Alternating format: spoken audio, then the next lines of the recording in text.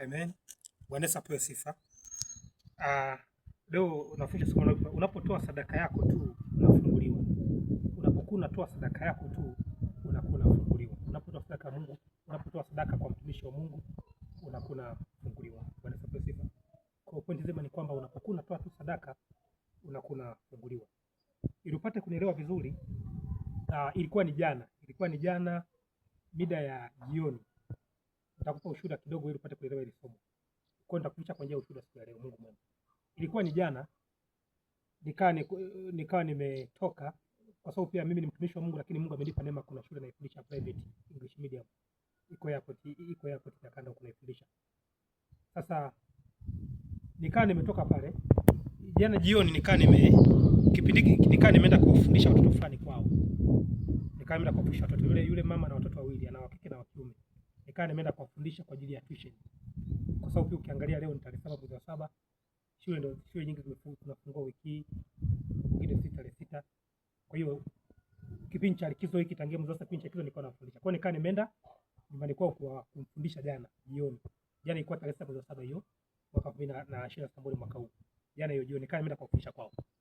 Nikiwa nimeenda kwao, kuna mtoto wa kike na wa kiume. Wa kiume yuko la kwanza, wa kike yuko la tatu. Of course wanasoma shuleni ambako nafundisha mimi huko. Basi nikawa niko nawafundisha jana, kawafundisha. Baada ya kuwafundisha, nikiwa naendelea kuwafundisha, mama yao akawa ameleta chakula, akawa ameniletea tambi za kupikwa na chai ya rangi. Of course akamtia na chai. Kwa hiyo nikaa nimekula. Baada ya kula, ilikuwa ni jioni hiyo. Jioni giza limeshaingia tayari. Ilikuwa ni jioni hiyo. Naweza kushangaa saa 1 kabla saa ngapi. Baada ya kuwafundisha, nikaa nimerudi nyumbani. Basi nikiwa niko nyumbani, nikawa nipo kuomba. Mimi ni mtumishi wa Mungu, kwa hiyo huwa nakuwa na ratiba zangu za kuomba. Bwana Yesu apewe sifa. Nakuwa na ratiba zangu za kuomba. Na kufundisha kwamba unapokuwa unatoa sadaka unaweza kufunguliwa. Kupitia tu kutoa sadaka unakuwa unafunguliwa. Ndio uone umuhimu wa kutoa sadaka. Kutoa tu sadaka unakuwa unafunguliwa. Basi nikaa nimerudi nyumbani. Lakini kumbuka nikiwa pale nilikuwa nimepewa chai na tambi, nikaa nimekula, ambayo hiyo yeye amechukua kwa ukarimu, lakini mbele za Mungu inahesabika kuwa ni sadaka mbele za Mungu. Maana pia na mimi ni mtumishi wa Mungu. Japokuwa Mungu amenipa kazi pia ya ualimu kwa ajili ya kuingizia fedha na kipato. Basi nikiwa niko nyumbani naomba, bida si saa 2 tukumbuke saa ngapi, nimeshafundisha kule, nimerudi nyumbani. Basi nikawa ninaomba kwenye utaratibu wangu wa maombi ya kawaida. Nikiwa ninaomba, basi pia Mungu amenipa neema. Ninapokuwa naomba huwa ananiambia leo ombea kitu fulani. Mungu amenipa neema, huwa ananipaga maombi ya kuombea. Bwana Yesu apewe sifa. Kuna ninavyoenda tu kuomba, ile ninavyoenda kuomba huwa unipa maombi ya kuombea. Basi jana nimerudi niko kuomba, nikaanza kujitakasa. Ile kwanza nikaanza namshukuru Mungu vitu ambavyo amenitendea, na kitaja hiki. Baadaye pia nimeweza kujitakasa. Ile baada ya kujitakasa Mungu akawa amenipa ombi jana hiyo. Ombi ambalo alinipa Mungu ni ile hapa. Nilivyotoka kufundisha watoto. Yaani nimeenda nimefundisha watoto, nimerudi nyumbani niko kuomba. Ombi ambalo Mungu akawa amenipa hiyo jana usiku, nimefundisha watoto, nimerudi nyumbani niko kuomba. Ombi ambalo akawa amenipa Mungu, akawa ameniambia ombea watu wanaoishi maisha magumu. Basi ile kwa sababu wakati nianza kwanza nikaa namshukuru. Baada ya vitu ambavyo amenitendea nikaa nakumbuka amenifanyia hiki na hiki. Basi baada ya kujitakasa akanipa ombi. Akaniambia ombea watu wenye maisha magumu. Kwa namshukuru pia Mungu amenipa neema. Huwa ninapokuwa naomba ananipa maombi ya kuombea. Utasikia ananiambia ombea hiki na hiki. Lakini pia Mungu amenipa mafunuo, namshukuru Mungu kwa ajili ya kitu kama hicho. Kwa ana tabia ninapokuwa naomba ananipa maombi ya kuombea. Kwa akawa ameniambia ombea watu wenye maisha magumu. Basi nikaanza kuombea watu wenye maisha magumu.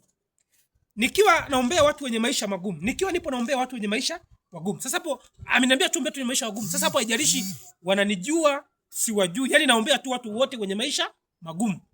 Yani kikubwa tu mtu ana maisha magumu, mimi nikaa naomba kwa ajili yake. Watu wote ambao wana maisha magumu mimi nikaa naomba kwa ajili yao. Sasa sio kwamba nawataja mpaka tu naombea tu watu wenye maisha magumu. Mungu ameniambia ombea watu wenye maisha magumu. Kwa hiyo nikaa naombea watu wenye maisha magumu. Basi nikaanza kuombea. Nikiwa naombea watu wenye maisha magumu, baadaye nataka uone umuhimu wa sadaka. Baadaye Mungu akaniambia waombee na wale wanafunzi wawili. Mungu akaniambia ameniambia kwamba akanipa neema kwamba niwaombee wanafunzi wawili ambao nimetoka kuwafundisha kwa habari ya tuition. Niwaombee. Bwana Yesu apewe sifa. Bwana Yesu apewe sifa. Akaniambia niwaombee. Basi nikaanza kuomba kwa ajili yao. Ambao nimekufundisha hiyo jioni, ambao kuna wa kike wa 3 na wala kwanza mmoja wa kiume. Basi nikiwa naomba nikaanza kuomba kwa ajili ya kiume. Sasa nataka nikuelekeza kuna kitu hapa. Nimeenda kwao, wametoa sadaka, kile chakula kimesabika kuwa ni sadaka mbele za Mungu. Basi ikabidi sasa Mungu anipe neema ya kwanza kuomba kwa ajili yao. Basi nikiwa naomba kwa ajili yao, ninapomwombea mdogo wa kiume, Mungu akawa ananiambia, nasema ifungue, akawa ananiambia, nasema niifungue milango yote iliyofungwa ya elimu. Baki pia nilikuwa naandika hapa. Okay. Basi nikiwa namwombea yule wa kiume, hapo nimeshaombea tu maisha magumu. Baadaye Mungu akaniunganisha hapo, akawa ameniambia kwamba niombee pia wale watoto wawili, wa kike na wa kiume. Basi nikiwa namwombea wa kiume, wala ambao nitoka kufia tuition. Nikiwa namwombea wa kiume, Mungu akaniambia, nasema ifungue milango yote, ifungue milango iliyofungwa ya kielimu kwa ajili ya mtoto yule wa kiume. Yaani akawa ananiambia nifungue milango ya kielimu iliyofungwa. Akawa anipa hilo ombi kwamba nifungue milango ya kielimu iliyofungwa kwa bali yule mtoto wa kiume. Basi nikawa naomba sasa, na maelekezo Mungu akawa amenipa. Nikaanza kumwombea yule mtoto. Basi nikiwa naomba, ndio Mungu akaanza kuzungumza kwa bali yule mtoto. Akawa anaongea kwamba, kwanza akawa ananiambia kwamba huyo mtoto aliwahi kutwa na shida ya macho huko nyuma. Aliwahi kutwa na ugonjwa wa macho. Maana amewahi kutwa na ugonjwa wa macho huko nyuma. Amewahi sumbuliwa na macho huko nyuma. Ameumwa na macho huko nyuma. Akawa ananiambia. Lakini kingine, Mungu napoendelea kuomba kufungua milango iliyofungwa kilimo kwa hiyo mtoto, akawa ananiambia kitu hapo kwamba kitu ambacho kingemletea shida huyo mtoto ni tatizo la ugonjwa wa macho mbeleni. Yaani huyu mtoto ambaye namwombea huko mbeleni angekuja kukutwa na ugonjwa wa macho, ambao ugonjwa wa macho Mungu ungemkuta ungemletea shida kwenye elimu yake. Kwa hiyo angeshindwa kwenda vizuri kwenye elimu, manake huo ugonjwa wa macho ungekuja kumkuta mbeleni. Kwa hiyo ungemletea shida kwenye safari yake ya kielimu. Tafsiri yake ni kwamba safari yake elimu ingeweza siwe, yani ugonjwa wa macho ungemletea shida kwenye elimu yake. Kwa hiyo ikabidi niombe, ikiwa ni pamoja sasa na manake sasa kuomba ili ugonjwa usipate, huo ugonjwa ili asiupate wa macho mbeleni. Kwa hiyo nikaomba, akawa amefunguliwa sana Mungu anaponipa neema. Sasa angalia upendo wa Mungu ulivyo ajabu sana. Kwa namwombea kwa kama hivyo kwamba jambo la kwanza kanaongea kwamba pia amekutwa na tatizo la macho huko nyuma, lakini pia ananiambia kwamba ninapomwombea akaniambia kwamba kitu ambacho kingemletea shida kwenye elimu ni ugonjwa wa macho. Kwa hiyo nikaa nimeomba ili huyo mtoto asipate ugonjwa.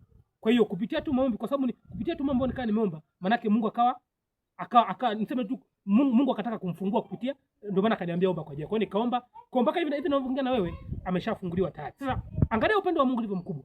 Mimi amenipa neema ya kuombea watu. Ninayemwombea jana, hata mama yake hajui kama nimemwombea jana mtoto wake. Hata mama yake hajui.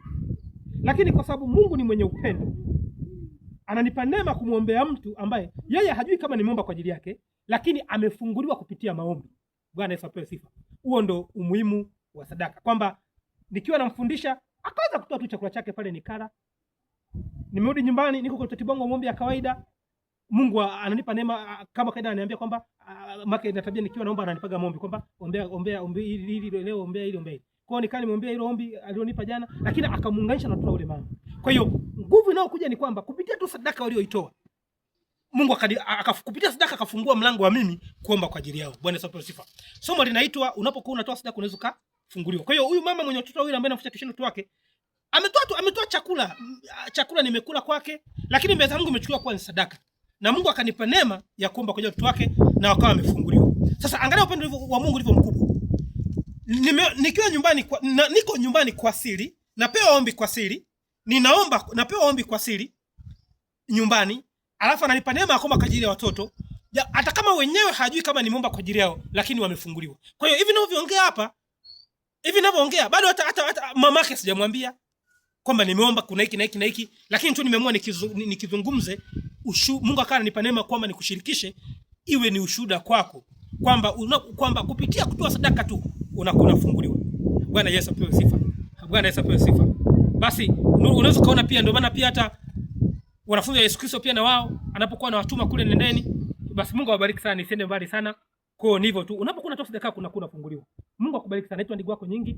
Usiache kusubscribe kwenye akaunti yangu ya YouTube channel kwa ajili ya kuendelea kupata mahubiri zaidi na zaidi, lakini pia TikTok unaweza kunifollow pia TikTok. Andika Kiingereza Nyingi utapata mahubiri yangu. Mungu akubariki sana. Asante kwa kunisikiliza.